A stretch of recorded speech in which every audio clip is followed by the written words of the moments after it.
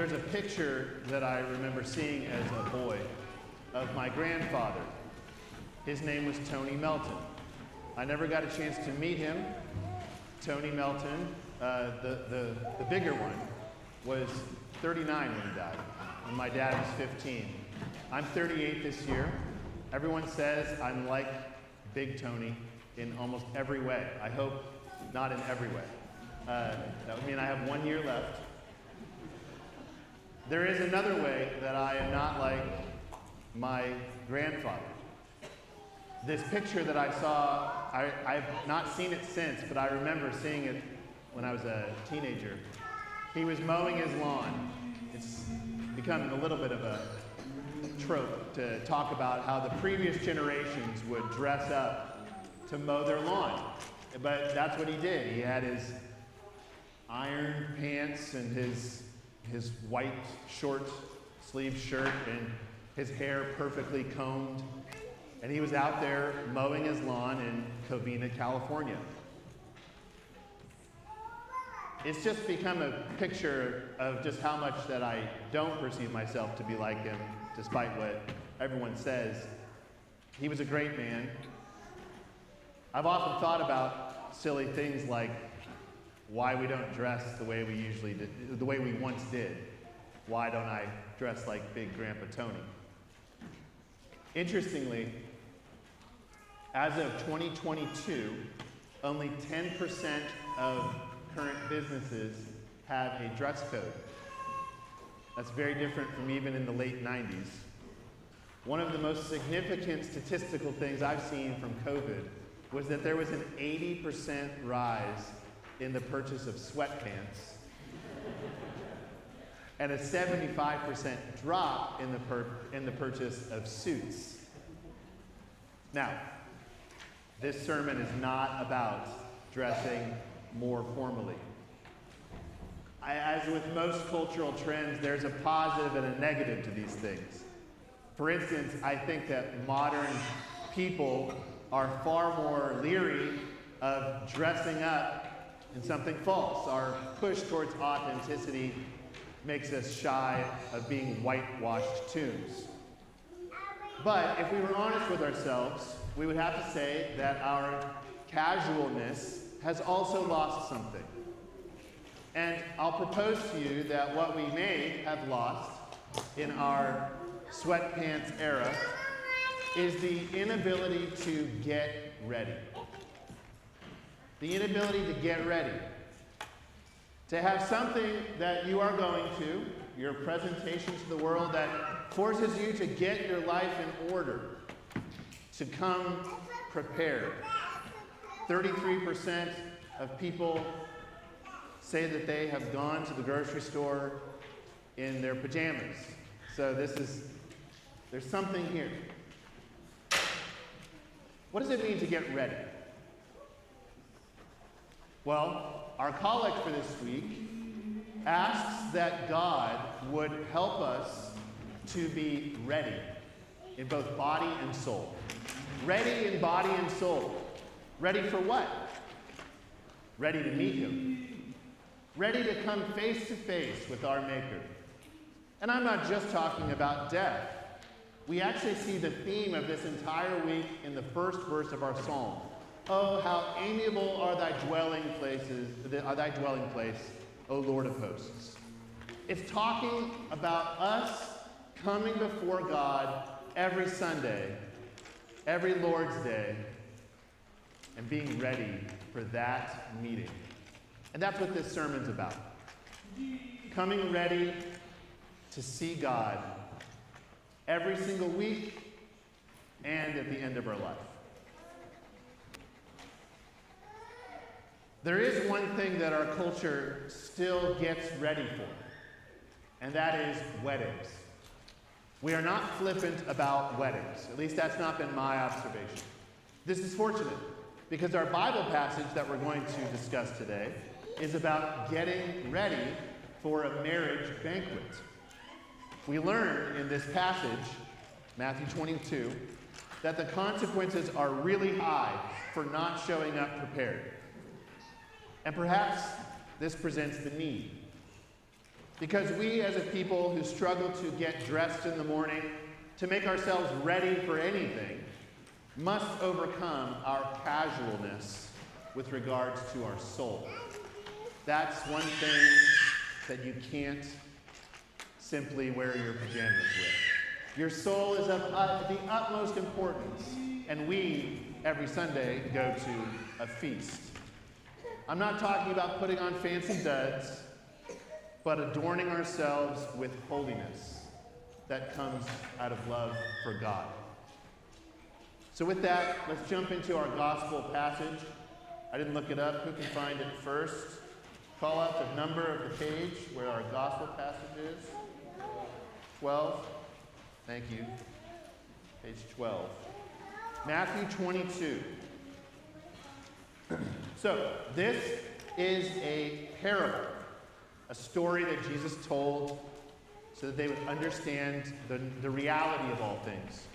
And it's about a man who's throwing a banquet. And those who have been invited reject the invitation. In fact, as our text says it, they made light of it. They treated it flippantly or casually. Now, there are two versions of this parable. One of them is found in Luke 14. That one's a lot more chill.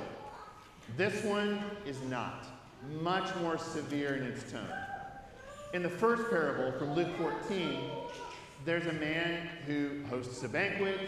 He invites the people, his friends. They kind of give excuses. And so he says, fine. Go out and invite the maimed and the blind and compel them to come in so that my house will be full. It's very evangelistic. It's very positive. That's not the passage we have for this morning. Let me just point out a few things that you may have just skipped over. Matthew 22. The king, it's a king, that's one difference, in this parable represents God the Father. And he's holding a wedding banquet for his son, Jesus Christ. This marriage banquet is the height of joy and festivity. And so the king invites guests, his countrymen, and they refuse to come, just like in the other passage. So the king sends out messengers again. Most of them just simply ignore the messengers again. But some of them beat the messengers, and others kill the messengers. Okay, this parable just went up a notch in intensity. It's about to go higher. So the king sends out an army, and he kills them all. And then he burns down their village. Then he says, okay, now I want you to go out and see who will come. I don't care who they are, just get them in the room. So the tables are filled for this wedding banquet for his son. The king enters the hall and sees that one of the guests did not have on a wedding garment. He just came in his street clothes. He says, good sir, take one of the extra wedding garments. I can see that you've forgotten yours. That's not what he says. Not this king. Not this story. This story hits hard. No, the king is wroth. The king says, bind that man. I made sure not to point to anyone. I practiced pointing way over there. Bind that man, hand and foot. Take him away. Cast him into outer darkness, where there is weeping and gnashing of teeth. This story hits hard. So again, this story is about God the Father throwing a wedding banquet for his son. The prophets are the messengers, like John the Baptist, or the evangelists, like the apostles. The people who were invited first were the normal Israelites. They rejected the invitation. The men who slew the messengers that the king sent out were the Pharisees, the Sadducees, and the Herodians. The killing of the murderers from the king sending his army and the destruction of their city is the destruction of Jerusalem in AD 70.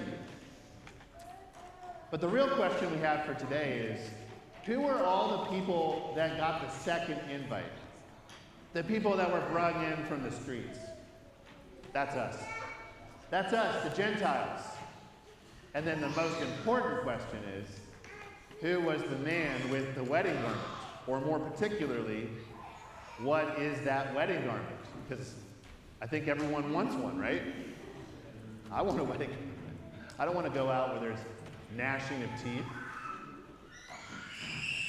Well, the truth is that the man in the feast without a wedding garment could be any of us. This is the church. The second invite's gone out and the room is full.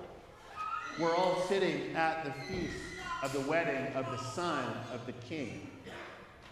So what is the message of this parable for us? You'd better come ready to the banquet. You'd better come to the banquet, and you better come ready. What's our word for the day? Ready. This is a joyous occasion. You'd have to be an idiot not to come. Congratulations. You're not idiots. But woe to them that come undressed, unworthy, unprepared, unrepentant. It's a pretty sobering parable, isn't it? I'd like to resume a theme that I started a couple weeks ago when I preached on the Sabbath banquet. Do you remember that? If you didn't, just nod anyway. The beginning and the end of all things is the Sabbath banquet. Our joy flows from this. So does our mission. We are to host as God hosts. And so I told you on that Sunday that we have the light burden of hospitality. The light burden of hospitality. I mentioned also in that homily that there was another aspect of this light burden that I would introduce this week. So this is the second on a two-parter. The ladies' retreat this year is themed, My Burden is Light. This infers that we have a burden to carry. We must carry it. But this burden is light. So what is the burden? What is the burden that every one of us must carry? Well, the first is we have the burden of hospitality, because the essence of all things is a Sabbath banquet. But I'm going to add a second. Each and every one of us has the burden of holiness. Hospitality and holiness. Say it with me. Hospitality and holiness. Christians, what is the light burden that Christ has put upon you?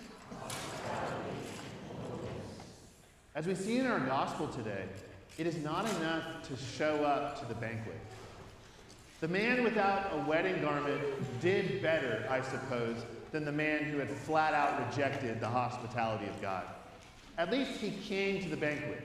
He at least accepted hospitality. But he did not come ready. He was not prepared.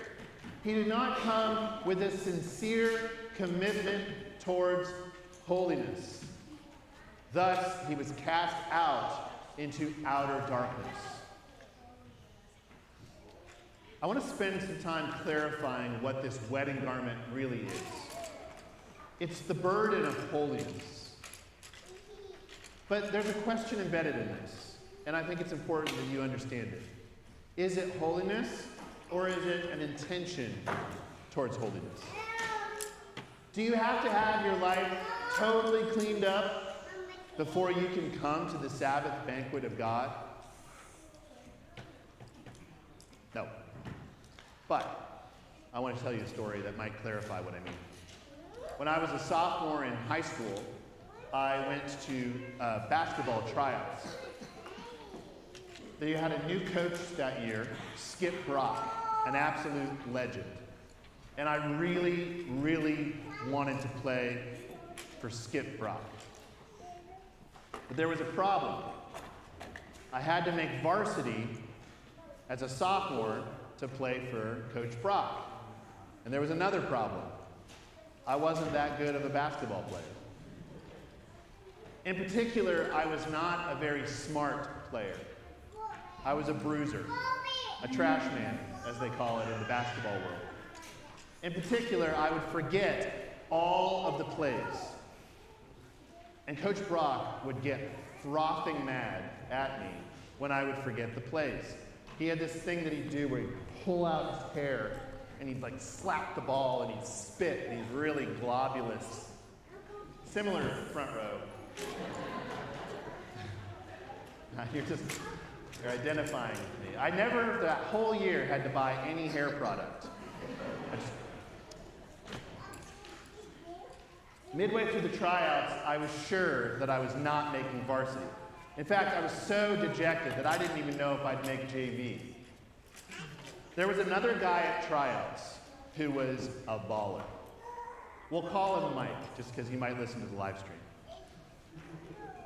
Mike was smart, he could shoot, he could dribble, he was scoring a ton, but he too wouldn't do the plays. And it wasn't because he was forgetting them. He had an attitude. He just didn't care about the plays, and he could not stand Coach Brock. Mike had played years of street ball, and he thought he knew better. He was there at the tryouts, but he wasn't there in his heart. Well, one day, right after Coach Brock had just got done helping me with my hair, he had had enough of this guy's antics. He didn't pull his hair, he didn't slap the basketball, he didn't spit. He looked straight at him and he said, "Mike, get out of my gym." And Mike left in a fit into the outer darkness where there was weeping and gnashing of teeth. So let's return to the question. What is this wedding garment that is our light burden as Christians? It's not perfection.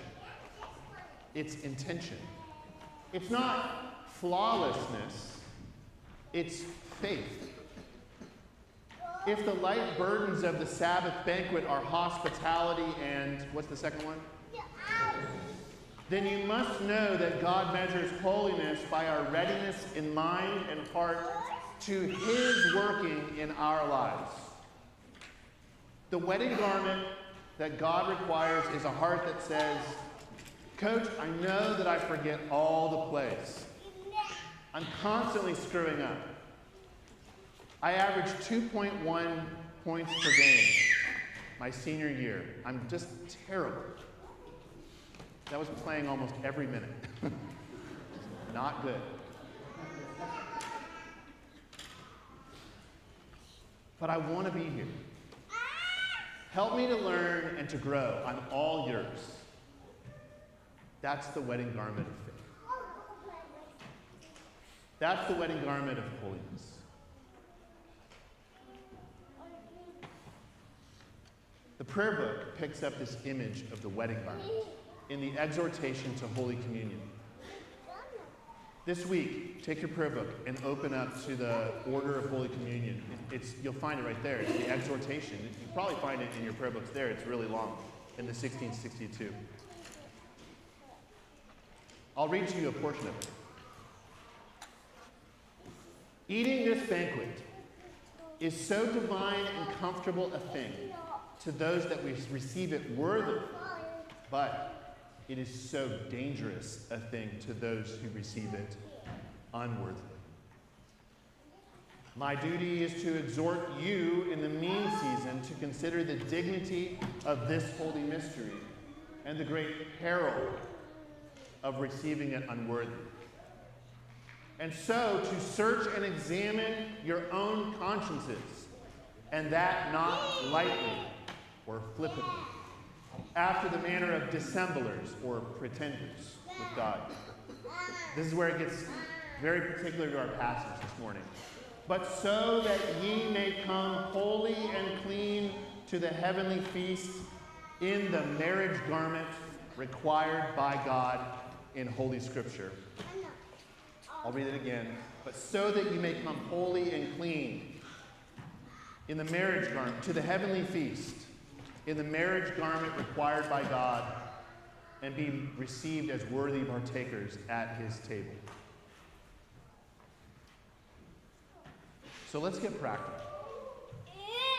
We often say at Christ the King that we are centered on communion. That's one of our CTK core values. Centered on, during COVID, one of the first words that we would say after good morning, welcome to Christ the King Anglican was, we believe that partaking of Holy Communion is the central act of human life. Many of you guys were here when we would say that every single Sunday. The central act of human life. We partake of the Eucharist every single week. So the question is this: if it is perilous to partake of the Eucharist without a full intention of the heart towards holiness, then how do we avoid peril when taking it every week?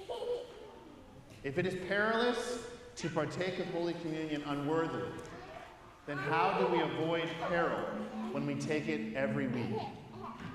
It was for this reason that the Puritans really wanted the church to take communion every month, some of them every quarter. And there was some good reason for this. It's so that the church could prepare for it worthily and take it worthily, seriously, soberly. We are not going that direction. We will always take communion every single Sunday because we believe that the rhythm of our life should be constantly enlivened by the full, sincere intention towards God and, what's our word for the day? But CTK, please know that this is an intense approach. It risks peril because to eat without a full intention towards holiness is perilous. If you come to take Holy Communion and you are bitter in your heart towards your spouse or your neighbor or a fellow parishioner, and you think, I know I should forgive, but maybe later. That's perilous. Think of this gospel passage. If you think, I know I need to apologize for what I said to that person, but not a big deal. Perilous. I know I shouldn't watch this, but I won't next week. Perilous. I know I've thought too much of myself, pride. Thought too much about what I want, envy. Given myself too much of what I don't need, gluttony. But perilous.